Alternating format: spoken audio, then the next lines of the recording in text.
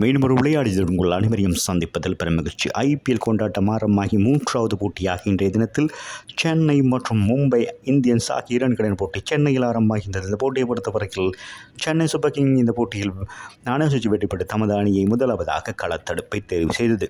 அதன் அடிப்படையில் மும்பை இந்தியன்ஸின் ஆரம்பத்தோடு பட்ட பூஜ்ஜியத்தோடு ஆட்டமடைந்த ரோஹித் சர்மா, ரிக்கல்டன் 7 பந்துகளில் 4 ஓட்டங்கள் 3 ஓட்டங்களாக 13 ஓட்டங்கள், வில் ஜாக் 11 ஓட்டங்களோடு ஆட்டம் விளக்க 4.4 பந்து வீச்சில் முக்கியமான 3 விக்கெட்டுகளில் 36 ஓட்டங்களுக்கு இழந்திருந்தது.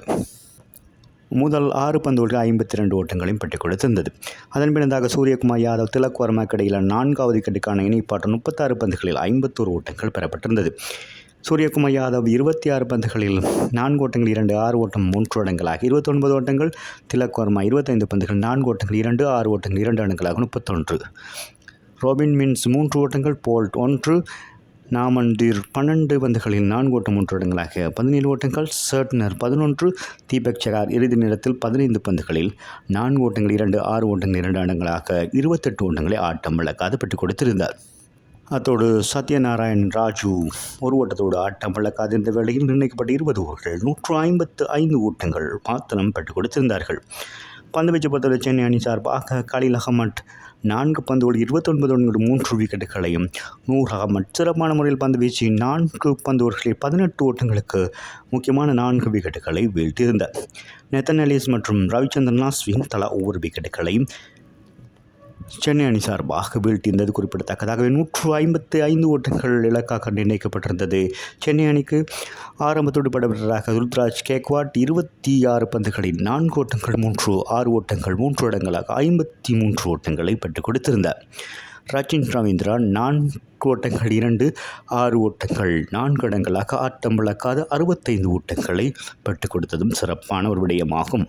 அத்தோடு சிவம் துபே 9 ஓட்டங்கள், ராகுல் திரிபாதி 2 ஓட்டங்கள், தீபக் கூடா 3, ஷாம் கரன் 4, ரவீந்திர ஜடேஜா இறுதி நேரத்தில் 17 ஓட்டங்களை பெற்றுக் கொடுத்திருந்தார்.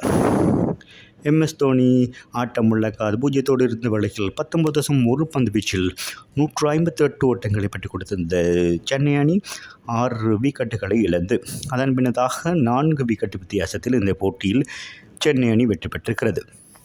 ஆகவே சென்னை அணி மீண்டும் ஒரு வெற்றியை பதிவு செய்திருக்கிறது மும்பை அணியோடு. ஆகவே இந்த போட்டியில் வெற்றி பெற்றதன் மூலமாக சென்னை ரசிகர்கள் உற்சாகத்தில் இருக்கிறார்கள். முதலாவது போட்டி வெற்றி என்பது முக்கியமான ஒரு வெற்றியாக கருதப்படுகிறது. பந்துவீச்சு பொறுத்தவரையில் விக்னேஷ் புதூர் 4 ஓவர்களில் 32 ஓட்டங்களுக்கு 3 விக்கெட்டுகளும், தீபக் சகார், வில் ஜாக் தலா 1 விக்கெட்டுகளையும் வீழ்த்தியிருந்தது குறிப்பிடத்தக்கது. மும்பை இந்தியன்ஸ் அணி சார்பாக இந்த போட்டியில் நூர் அகமட் சிறப்பான முறையில் பந்து வீசியிருந்தார் குறிப்பிடத்தக்கது. அதன் காரணமாக இந்த போட்டியின் ஆட்ட நாயகனாக நூர் அகமட் தெரிவாகியிருந்தார். ஆகவே மீண்டும் ஒரு விளையாடி உங்கள் அனைவரையும் சந்திக்கும் வரை உங்களிடமிருந்து விடைபெறுவது உங்கள் அன்பின் பதுலை தாஸ். வணக்கம் அன்பு சொந்தங்களே.